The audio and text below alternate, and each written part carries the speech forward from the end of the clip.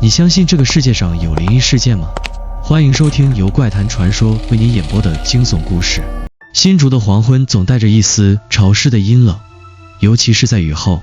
教学楼外，几棵老榕树的影子投射在地面，随着风轻轻摇晃，仿佛在低语着什么。你准备好看完这个故事了吗？国小的放学钟声已经过去了1个小时，走廊空荡荡的，只是偶尔传来的粉笔划过黑板的声音，沙沙，像是有人在用指甲缓缓刮着墙面。林月坐在讲桌前，手中的红笔已经不知不觉画满了一整页作业本，他的眼睛却早已失去焦距，呆滞地望着窗外。天色已黑，远处的路灯忽明忽暗，像是被什么东西遮挡住了一般。该走了，他轻声自语，仿佛在对自己下命令。他合上笔记本，将桌面上的教材整理整齐。身后的教室里，排列整齐的小木桌在微弱的光线下显得沉寂无声，但他始终觉得有某种目光从某个角落盯着他，冰冷而执着。他深吸一口气，轻轻关掉教室的灯，啪，世界陷入一片黑暗。就在他转身要走出教室的瞬间，吱呀，门后一道沉闷的声音传来，像是椅子被人轻轻拖动了一下。林月猛地停住脚步，他的呼吸凝固，心跳仿佛暂停了一拍。他缓缓地回头，黑暗中，教室里每一张桌椅都安静地待在原位，唯独角落里的那张座椅，它被拉开了一些，仿佛有人刚刚坐下，又或者刚刚站起来。可教室里明明没有别人。林月的手指在门框上微微收紧，指甲几乎要嵌进木头里。他告诉自己，可能是风，可能是自己的错觉。可空气里弥漫着一股奇怪的气味，像是潮湿的泥土和淡淡的霉味，甚至隐约带着一丝腐烂的气息。他的喉咙干涩地滚动了一下，强迫自己移开视线，大步走向停车场。夜色已深，校园的空气异常安静，甚至连昆虫的叫声都消失了。他的脚步声在长廊上回荡，每走一步，身后的黑暗就像潮水般慢慢吞噬着他。就在他接近车子的那一刻，手机屏幕突然亮起，突如其来的光照亮了他苍白的脸庞。手机屏幕上赫然显示着一个熟悉的名字，李浩，那个他拼命想忘记的人，那个他几个月前才刚刚斩断关系的人。心脏猛地一缩，他的指尖颤抖了一下，迟疑了几秒，还是接起了电话。喂，他的声音轻得几乎听不见。电话那头沉默了几秒，随即一个低沉而沙哑的声音缓缓传来，林月，我们见最后一面吧，就今晚。耳边的风声仿佛骤然停止了。林月僵硬地站在车旁，心脏开始狂跳，手机贴在耳边的手指逐渐失去温度，他的嘴唇微微颤抖，却不知道该说什么。夜色下，他的影子被车灯拉得很长很长，可他没发现，在他身后另一道模糊的黑影正缓缓靠近。林月，我们见最后一面吧，就今晚。李浩的声音透过手机传来，沙哑低沉，像是从一片死寂中爬出来的呢喃。林月站在停车场，手指死死握着手机，指关节因用力而微微泛白。他的呼吸不自觉地加快，心跳在耳膜中一下一下撞击着。李浩他的声音有些哽咽，但很快冷静下来，努力让语气保持平稳。我们已经说清楚了，不要再这样了。电话那头沉默了几秒，随后传来一声极轻的笑，像是他根本不在意他的拒绝。林月，你知道吗？他的声音放缓，带着一丝诡异的温柔。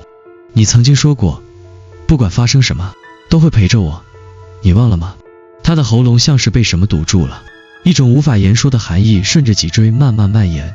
他当然记得，那时候的李浩不是现在这样，他是他的学长，温柔体贴，对他百依百顺。他曾以为这段感情会走到最后，直到他发现他的眼神逐渐变得病态，控制欲越来越强。他对他的爱像是一座没有出口的囚笼。李浩，他深吸了一口气，我已经放下了，你也该往前走了。你放下了。李浩轻笑了一声，那笑意却带着寒意。可我没有。空气仿佛在这一刻冻结。林月的手心开始渗出冷汗，他想挂断电话，可李浩的声音再次响起，这一次带着一丝压抑的哀求，林月，就见最后一面吧，我保证不会再打扰你。他迟疑了，电话那头传来一声轻轻的叹息，李浩像是知道他在犹豫，缓缓补上一句，如果你不来，我就去找你。这一刻，林月的血液仿佛凝固了，他的脑海闪过过往的回忆，闪过那些夜晚他站在他公寓楼下的身影，闪过那些未接来电，那些他在电梯里碰到他时莫名的恐惧。他很清楚，如果不去，这件事不会结束。在哪里？他的声音几乎是从喉咙里挤出来的。李浩停顿了一下，随即缓缓说出一个地点，旧城区的联安旅馆。林月坐在驾驶座上，双手紧紧握着方向盘，指尖微微发白。联安旅馆，他知道那个地方，一间废弃已久的老旅馆，传闻曾发生过命案，如今被遗弃在城市的一角，破败不堪。他为什么又约在那里？冷风从半开的车窗灌进来，他不自觉地裹紧外套，车内的空气沉闷压抑，他的心脏像是被一只无形的手攥住，令他难以呼吸。他看着手机上的时间，23点10分。李浩没有再打电话催促，可他知道，他一定在那里等着他，等着他落入那双他精心编织的网。夜幕沉沉，旧城区的街道上空无一人，只有昏暗的路灯投下孤寂的光影。他缓缓驶入巷子深处，旅馆的牌子早已破败不堪，生锈的铁门微微敞开，仿佛正等待着某个人的到来。车灯扫过门口，旅馆外墙剥落，漆黑的窗户像一双死寂的眼睛盯着他，空气里弥漫着潮湿的霉味，隐约夹杂着一丝腐朽的气息。他的心跳加快，胃部翻涌着不安的感觉。他深吸了一口气，打开车门，踩在微湿的地面上。夜风吹过，旅馆的招牌轻轻摇晃，发出吱呀的声响，仿佛在嘲笑他的到来。他盯着门口，手机屏幕再次亮起，只有一条短信：301号房。旅馆内部的黑暗像是一张无底的口，静静地等待着他踏入其中。林月咽了口唾沫，深吸一口气，缓缓走了进去。旅馆的走廊阴暗潮湿，墙上的油漆剥落，裸露的水管偶尔滴下水滴，敲击地面的声音在寂静中被无限放大。空气中弥漫着霉味，混杂着一股说不清的气息，像是腐朽，又像是血腥。林月的脚步缓慢，每一步都踩在发霉的地毯上，鞋底被湿气吞噬，发出细微的闷响。走廊尽头，301号房的门半掩着，里面透出一丝微弱的黄光，像是萤火虫的微光，孤寂、脆弱，却带着某种不安的暗示。他停在门口，深吸了一口气，指尖轻轻触碰门板，门自己开了。来了。低沉的声音从房间里传来，带着熟悉的压迫感，让他的呼吸一滞。李浩站在窗边，窗帘半掀起，微弱的月光投射在他消瘦的脸上，阴影在他的眼眶下拉出深深的黑痕。他比之前更消瘦了，眼神深邃的像一口无底的井，看不见光。房间里只点着一盏昏黄的台灯，桌上摆着一瓶红酒和2个酒杯，其中一个已经倒满，鲜红的液体映着灯光，像是凝固的血。林月没有动，他的手还放在门把上，随时准备后退。你到底想干什么？他的声音干涩，带着微微的颤抖。李浩缓缓转过身，嘴角扬起一个淡淡的笑，但那笑意却未曾抵达眼底。我只是想和你最后聊聊。他指了指桌上的酒杯，语气温柔，坐吧，我们喝一杯。林月没有动，眼神落在那杯红酒上，心里隐约升起一股强烈的不安。你喝吧，他淡淡的说，双手交叉抱在胸前，刻意保持距离。李浩的笑容微微僵住，随后他拿起酒杯，放在鼻尖轻嗅了一下，轻轻啜了一口。行了吧，他低声说，把酒杯放回桌上。玻璃杯敲击木面的声音在寂静中格外清晰。你到底想怎么样？林月忍不住问，嗓音略带急促。李浩沉默了几秒，抬起眼睛，目光陡然变得幽深，充满执拗的占有欲。林月，你知道吗？他的声音低哑，像是在喃喃自语，我从来没有想过你会真的离开我。李浩，你曾经说过我们会永远在一起的。他忽然打断他，目光灼热地盯着他。我一直在想，如果没有你，我该怎么办？林月的心脏猛地收紧，他往后退了一步，鞋跟撞上门框，整个房间的空气陡然变得压抑。他能感觉到危险正在靠近，他的手悄悄滑向口袋，想掏出手机，可下一秒，李浩的手已经抓住了他的手腕。你不该骗我！他陡然用力，林月猝不及防地被拉向前，身体失去平衡，重重地撞在桌沿上。放开我！他惊恐地挣扎，可李浩的力气比他想象中还要大，像是铁钳一般钳制住他的手腕。他俯身靠近，脸上那抹微笑已经彻底消失，取而代之的是一种病态的痴迷和疯狂。林月，他的声音在他耳边低低地响起，带着一丝沙哑的喃喃：如果你不属于我，那就谁也别想得到你。下一秒，他的视线猛地一黑，一只手死死掐住了他的脖颈，狠狠地按在桌上。他挣扎着，双手拼命抓住李浩的手腕，指甲几乎嵌进他的皮肉里，可他的力道丝毫没有松动。房间的灯光游曳不定，红酒杯掉在地上，碎片四溅，鲜红的液体像血一样缓缓流淌开来。林月的呼吸急促，眼前开始出现黑斑，肺部的空气正在迅速被抽离，窒息的痛苦让他的意识逐渐模糊。就在他快要失去意识的瞬间，房间的窗户忽然猛地砰的一声被风吹开，冰冷的夜风灌进来，吹乱了李浩的头发。他的手忽然僵住了一瞬，那一秒钟的迟疑，林月拼尽全力抬起膝盖，狠狠地撞向他的腹部。李浩被突如其来的冲击力逼得往后踉跄了一步，林月趁机挣脱，拼命地往门口跑去。他的手刚刚碰到门把，却发现门锁了。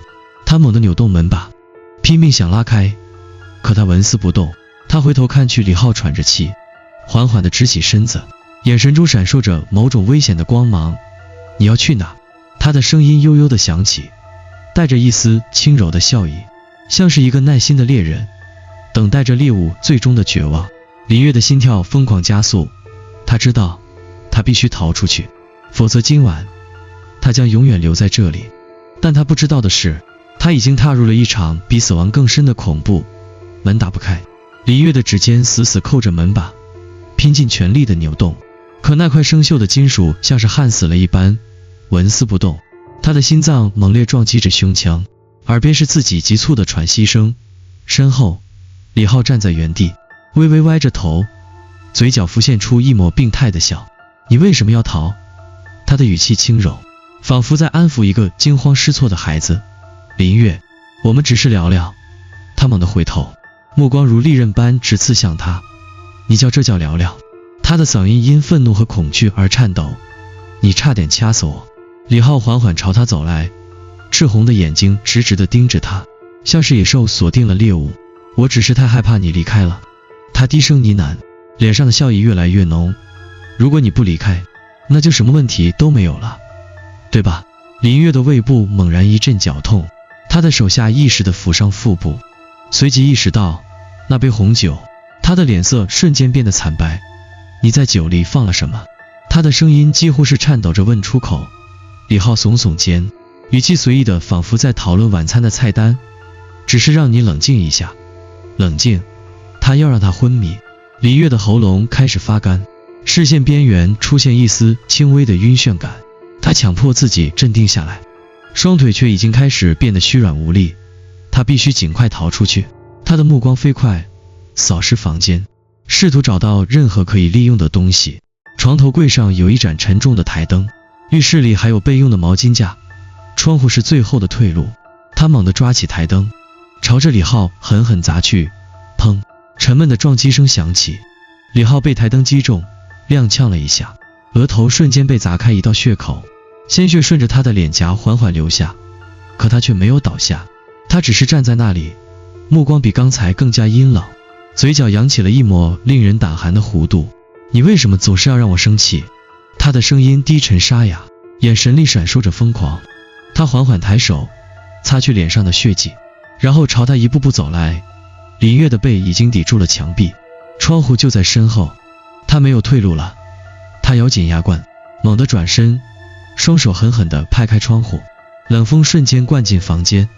带着潮湿的霉味。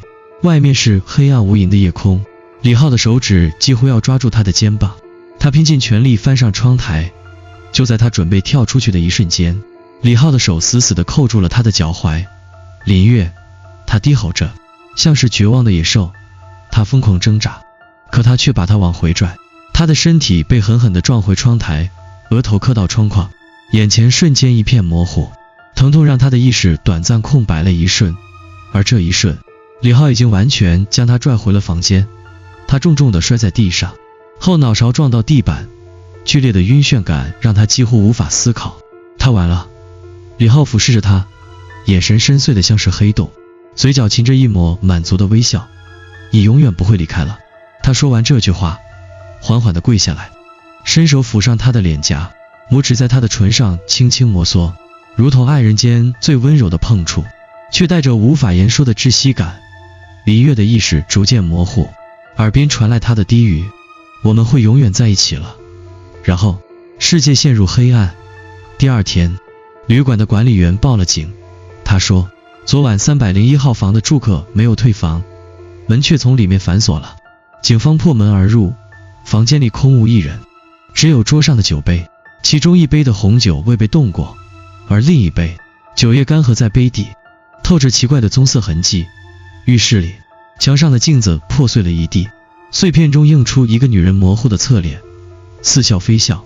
窗户微微敞开，窗帘被风吹得轻轻飘动，仿佛有什么东西从这里消失了。可整个房间找不到任何人的踪迹，林月不见了。301号房没人住过。管理员的话让警察的手指微微一顿，翻看记录的动作停滞了几秒。没人住过。带队的刑警皱眉看向他，可我们接到报警，说有住客没有退房。管理员的脸色有些不自然，嗓音微微发颤。警官，这间房已经荒废很多年了，门锁坏了，根本没人会住进去。警察对视一眼，隐约察觉到空气中弥漫着一种诡异的不安。可是我们接到了失踪案报案，失踪的女子最后一次出现的地点就是这间房。管理员的脸色更白了，他咽了口唾沫，声音微弱的几乎像是在喃喃自语，如果他真的进去了，那他还能出来吗？房间里空气沉闷的仿佛凝固。警察举着手电筒扫过房间的角落，破旧的墙纸剥落，地板上布满潮湿的霉斑，空气里隐隐透着一股腐败的气息。桌上的酒杯里暗红色的液体已经干涸，杯底留下了一道诡异的棕色痕迹。浴室门半开着，镜子碎了一地，碎片在光下映出扭曲的人脸轮廓。带队的刑警走近，突然发现其中一片碎玻璃上赫然印着一行微弱的字迹：救我。他的呼吸猛地一滞。队长，你看这个。一名年轻警员在窗边低声开口。窗户半敞开，窗帘微微飘动，窗沿上残留着一抹深色的印记，像是被人死死抓住过的指痕。血迹早已干涸，却仍能看出当时的剧烈挣扎。他可能是从这里逃走的。年轻警员说。带队刑警却皱起了眉头。不对。他盯着窗外，视线顺着窗沿落到旅馆外侧，窗下是10层楼的高度。林月如果从这里跳下去，不可能活着离开。一股寒意从脊椎直窜上来，警察们的心脏猛地一缩。房间里的气温似乎下降了几度。警方调取了旅馆的监控录像，然而不可能。技术员紧紧盯着屏幕，脸色难看的几乎发青。录像里，林月清晰地走进了301号房，时间指向23点17分。他推开门，缓缓走了进去。然而直到天亮，门始终没有再打开过。他没有出来，甚至整晚的录像里，房门外的走廊一直空空荡荡，根本没有李浩的身影。林月是自己走进去的，但如果他没有出来，他现在在哪里？警方尝试联系林月的前男友李浩，但他的电话始终无人接听。更诡异的是，他的住处早已空无一人，所有物品都整整齐齐地摆放着，连水杯里的水都还未蒸发干净，仿佛他只是短暂地离开了一会儿。可他的手机最后的定位显示在301号房，而且时间定格在23点17分。林月进入房间的那一刻，警方的心脏狠狠一缩。一种难以言喻的恐惧感缓缓攀上他们的脊椎。如果李浩也消失了，那当晚房间里到底发生了什么？一天后，警方的值班室电话突然响起，值班员随手接起。新竹分局。电话里是一阵微弱的电流噪音。喂。他皱起眉，刚要挂断，突然话筒里传来一个极低的女人声音：救我！值班员的心脏猛地一滞。你是谁？你在哪？电话那头安静了几秒，随后301号房。电话断了。值班员愣在原地，脸色瞬间变得惨白。301号房。可警方刚刚调查过那里，房间里根本没有人。他颤抖着看向通话记录，发现这通电话根本没有来电号码。是谁在求救？警方的调查陷入僵局。林月消失了，李浩也消失了，所有的证据指向301号房，可警方反复搜索，却找不到任何活人的痕迹，唯一留下的是那句电话里的救我。然而更诡异的事情发生了2天后，李浩的朋友接到了一通奇怪的电话，电话那头传来李浩微弱而颤抖的声音：他回来了。朋友愣了一下：李浩，你在哪？李浩的呼吸急促，声音带着难以掩饰的恐惧：他在找我，他一直在看着我。谁？林月。朋友的心脏猛地一缩。电话那头沉默了一瞬，接着传来李浩极低的呢喃：不是林月，是他。然后电话里传来一阵奇怪的摩擦声，像是指甲缓慢刮过木头，伴随着一阵模糊的低语：李浩。朋友的手指紧紧握住手机，心里涌上一股强烈的不安。接着电话里传来了一声微弱的笑：他来了。电话断了。朋友的脸色瞬间变得惨白。李浩，他到底遇到了什么？同一时间，旅馆的管理员报案：301号房有人。警察到场后，看着管理员惊恐的脸色，皱起眉：谁在里面？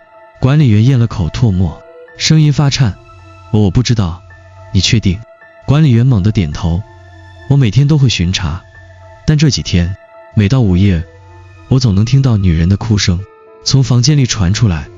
警方的心脏一缩，他们之前明明检查过，房间里根本没有人。哭声？你确定？管理员点点头，眼神躲闪，像是不愿多说，但最后还是忍不住低声开口：我昨天透过门缝看了一眼。他抬起头，脸色苍白，眼神里写满了恐惧。我看见他坐在床上。警察的手微微收紧。谁？管理员的喉咙滚动了一下，声音像是被掐住了一样，沙哑的几乎听不清。林月。空气在这一刻彻底冻结。警方的队长深吸了一口气，冷静道：房间里的监控呢？管理员的眼神变得更加惊恐。警官，301号房的监控从林月消失那天起就坏了。坏了。警方心里涌上一阵诡异的不安。他们缓缓推开301号房的门，房间里空无一人，床上的被子被整齐地折叠着，桌上的酒杯依然保持着原来的位置，可空气中隐隐弥漫着一股淡淡的女人香水味，像是有人刚刚坐在这里。李浩的朋友赶到他家时，门是敞开的，客厅里一片狼藉，桌椅被掀翻，墙上甚至有一道道血红色的抓痕，像是有人用指甲狠狠地划过墙面。浴室的镜子破碎，地板上散落着许多纸张。朋友颤抖着捡起一张，赫然发现是林月的照片。照片上她微笑着，目光温柔，可诡异的是，照片的右下角被人用红笔狠狠地画上了一道刺目的叉，像是被诅咒了一样。朋友的手指颤抖着翻开另一张照片，忽然发现照片的背面写着一行字：你不会离开我了。他猛地倒吸一口冷气，手里的照片瞬间掉落。就在这时，他听见卧室里传来低低的抽泣声，呜呜呜，那声音细微，像是女人被掐住喉咙哭不出声的哀鸣。朋友的心脏疯狂跳动，僵硬的转头看向卧室的方向，门缝里透出一丝微弱的光。李浩在那里。他小心翼翼地走近，屏住呼吸，颤抖着推开门。李浩。门内只有一面破碎的镜子，镜子里倒映出一个女人的脸，惨白的嘴角缓缓扬起，露出一个扭曲的笑容。你终于来了。下一秒，房间里的灯光猛地熄灭，一切陷入漆黑。啊！惨叫声响彻夜空。当警方赶到时，朋友已经倒在地上，嘴里喃喃自语：他还活着，他还在，他看着我，他在笑，他回来了。午夜12点，旅馆301号房的窗户缓缓地自己打开了，窗帘微微飘动，黑暗的房间里隐约传来一阵细微的低语。监控画面里，301号房的门缓缓地打开了一道缝隙，一只苍白的手指从黑暗中探了出来。而在那一刻，警局的电话再度响起。新竹分局，请问电话里传来微弱的女人声音：你找到我了吗？电话那头的女人声音微弱而空洞，像是从遥远的黑暗中传来，带着诡异的回音。警局内的空气瞬间凝固，值班警员的手猛地僵住，脸色惨白。他颤抖着看向电话屏幕，然而这通电话依然没有来电号码。喂，他壮着胆子再次开口。电话那头安静了几秒，随即传来一阵极轻的笑声，冰冷渗人，如同指甲缓缓刮过玻璃。你听得见我吗？你看得见我吗？警员的额头渗出冷汗，他刚想挂断电话，耳边猛地传来一声沉闷的低语：别挂断，我就在你身后。一瞬间，他的身体僵住，后背传来一股令人窒息的凉意，他僵硬地转头，心脏几乎跳出胸膛，背后空无一人。可就在他松了一口气的瞬间，他的手机屏幕忽然闪烁了一下，像是受到了不明信号的干扰，画面上映出了一张模糊的女人脸庞，苍白的皮肤，漆黑的眼睛，嘴角缓缓裂开，露出一个僵硬的微笑。啊！电话跌落在地，屏幕上的女人脸庞瞬间消失了，房间里恢复了死寂般的安静。第二天，新竹警方再次进入301号房进行调查，这次他们终于发现了被隐藏的证据，地板下藏着一具尸体。当木板被撬开的一瞬间，一股令人作呕的腐臭味扑面而来，警察们屏住呼吸，手电筒的光束照射进去，一个女人的尸体蜷缩在潮湿的地板下，皮肤已经呈现出诡异的灰白色，双眼圆睁，死死地盯着某个方向。她的指甲缝里残留着深色的泥土，像是曾经拼命地试图抓挠挣扎。在她的手腕上赫然刻着一个深深的指痕，像是有人在她死前用力地掐住了她的手。她的嘴唇微微开合，像是临死前想要说什么。法医确认尸体正是林月，她的死亡时间被推算在案发当晚23点17分。可是年轻警员的手指微微颤抖，他盯着尸体，喉咙干涩地说道：如果林月当晚就死了，那后来出现在房间里的人是谁？空气死一般的寂静。当警方将林月的尸体带离旅馆时，301号房的窗户自己缓缓地合上了，没有风，窗帘却像是被某只无形的手轻轻地浮动。队长，一名警察低声说道，语气里透着难以掩饰的恐惧。如果林月一直都死在这里，那之前在旅馆里哭泣的女人到底是谁？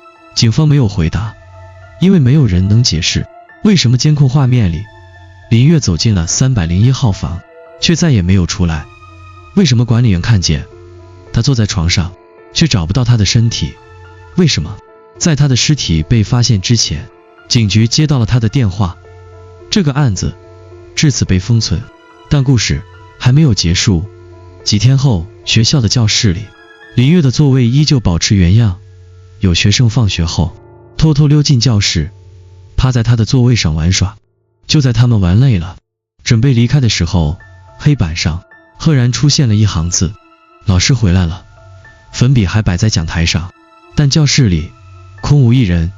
午夜，新竹警局的电话再次响起，值班员心跳微微加快，犹豫了一下，还是接了起来。电话里传来微弱的女人笑声，带着某种诡异的温柔：你找到我了吗？嘟，电话断了。